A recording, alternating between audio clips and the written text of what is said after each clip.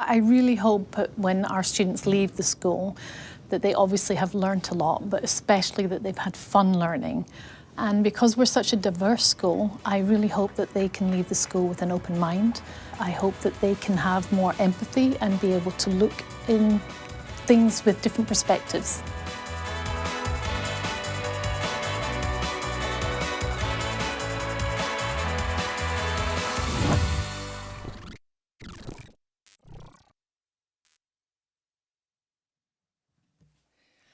Yes, welcome back. We have Boris back at the table. Hello, and AJ. And Boris, you're going to ask some questions to AJ. Definitely, because teachers are your most important friends here at the school, apart from your own friends, of course. But you work with them most.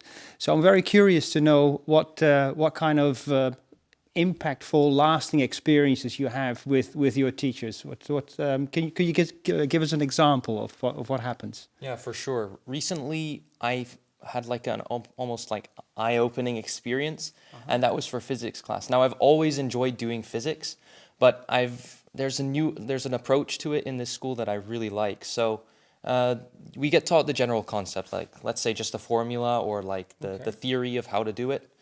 But then you're given a problem and you have to work together as a group to try and solve it. So trying different ways, trying different solutions. Okay. And it's always a problem that has like a real life context.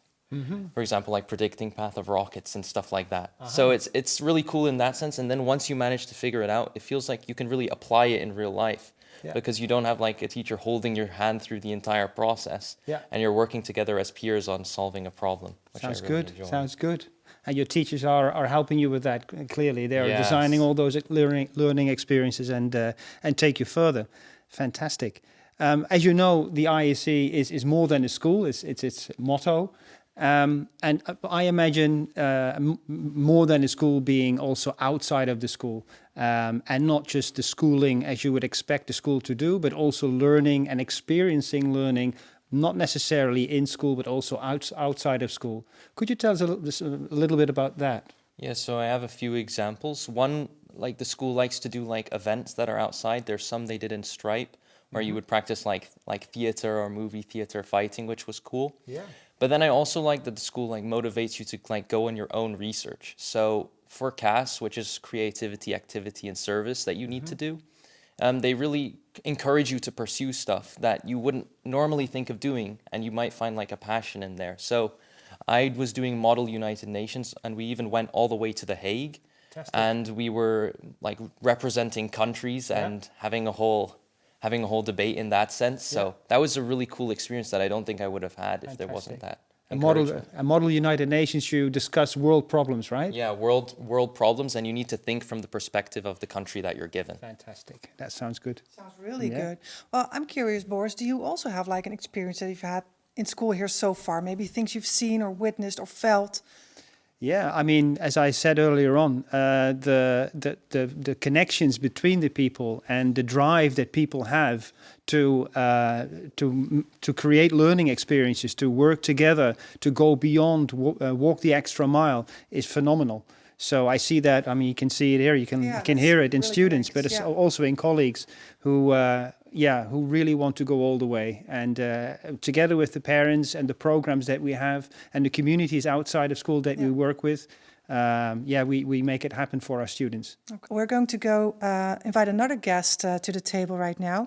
The International School Eindhoven is part of the Silvo Foundation.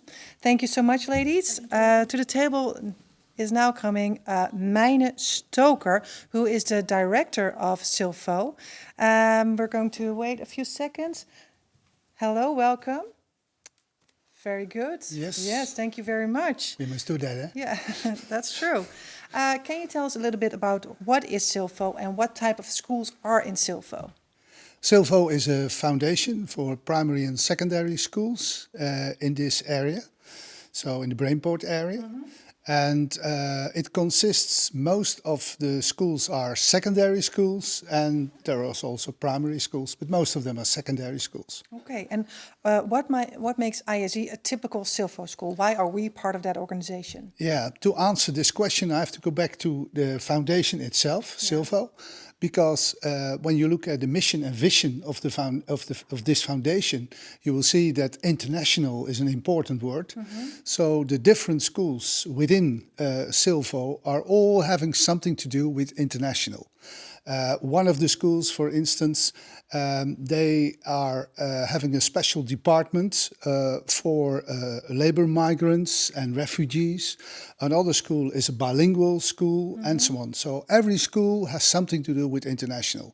And so that's also the link with the international school, of course, because the international school is the most international school of all of those schools within the foundation.